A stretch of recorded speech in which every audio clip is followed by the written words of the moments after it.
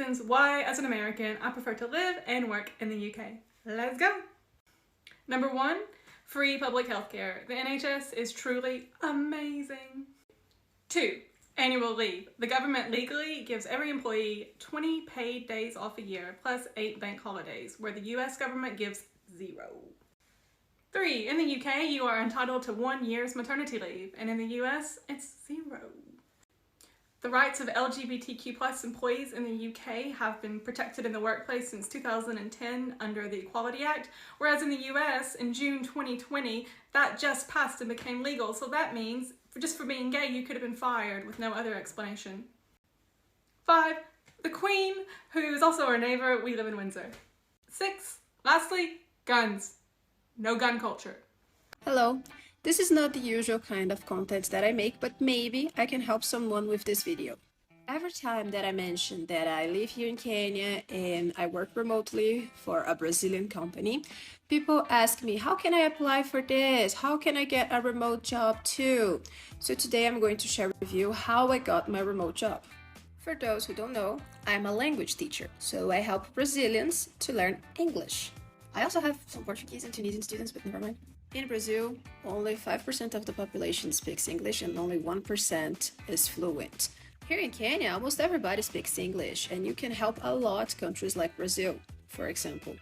But Roberta, I don't speak Portuguese. How am I going to teach Brazilians? I don't speak either Arabic or French, and I have a student from Tunisia, and we get along quite well, and he has improved a lot in the last year. What do I want to say with all of this?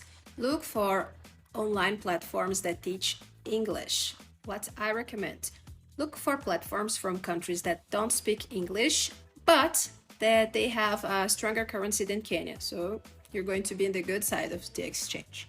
There are a lot of platforms that are looking for teachers every day, so you can Google it and find some that you can apply to. I really hope this video helps. Working remotely is great, and I hope you can do it too. After living and working in 4 countries, let's talk about the 5 reasons I wish I'd started my digital nomad journey in Buenos Aires.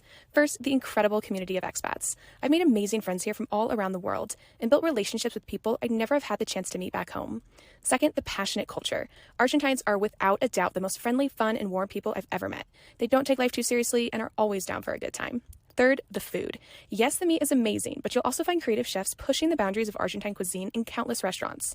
Fourth, the amazing travel experiences around the country.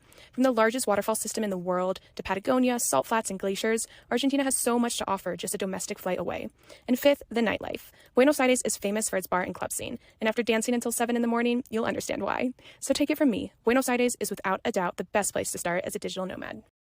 So this was a comment that was left on a video I made about leaving the United States and moving to Europe for a job, and not regretting it at all. And I got a lot of different comments on that video, and I'm kind of responding to them in categories. And this was a common one, like, how did you do it? Where did you go? Where do I find work? I found this job on LinkedIn. I literally just went to the country, like I did a search for the country and my industry, and I was able to find a bunch of jobs actually that would potentially would interview Americans and would potentially help them move and sponsor them with a work visa in Europe. And that's where I suggest you start. You can also go directly to websites of companies that are that have offices in Europe, or maybe your current employer has an office in Europe, and it'll often say whether or not they're accepting international applicants or international transfers. The process was, I guess, relatively simple compared to what I've heard about the US immigration process. I did have a job. I had a job contract before I moved, so that made it a lot easier, I'm sure. But you have to file a bunch of paperwork, you have to do background checks, and then you kind of get the equivalent of a green card, which is actually a blue card in Europe. I was very lucky in that the company that hired me also paid for my relocation. So they paid to ship all of my furniture over. They paid for me to fly over. They paid for like a month of temporary accommodation, which was very, very helpful. They helped me find an apartment. So those jobs exist. They absolutely exist. And you just have to search for them. So check out LinkedIn. Talk to maybe a recruiter who specializes in international things in your industry. and see what you can find. If you don't already have a job and you're thinking about moving, I think the process is much more difficult because you can't technically work on a tourist visa, which only lasts for like 3 months anyway. You really need to find a job before you move. But there are jobs. And so you should look. One thing to keep in mind is that salaries in Europe are lower. In fact, when I heard the compensation for this job, I literally laughed at the recruiter. I said, that's ridiculous. It sets me back years. But the benefits kind of make up for it. And you're paid well. You still have a very good life. But that's something to consider. If you're really interested in the actual dollar amount, you might be surprised at what you're going to get here. But like, this is all personal. Like, you need to decide what's best for you. I decided that this was best for me. I think for a lot of people, they're redoing that calculus. These are my top 5 tips for moving abroad. So firstly, make sure you pack enough basics. So you're not going to want to spend money on work clothes or even shopping on the whole. I find you'll probably want to put most of your money into travel when you're here. So make sure you've got all the boring stuff sorted, and also bring a coat with you, because even if you're moving to Australia, it does get cold in the winter.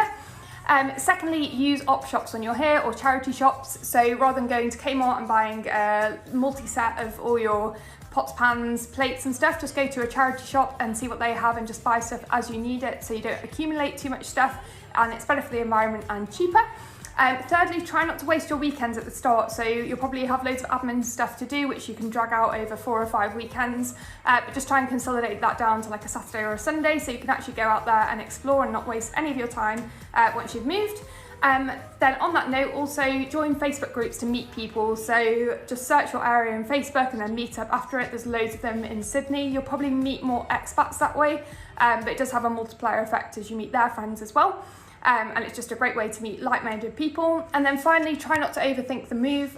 So it's not hugely different to moving to a different city. You've just got the addition of a flight and a visa, but all the practical steps are the same. So just don't overthink it and enjoy it. So how can you stay in Europe or get a job in Europe if you are American?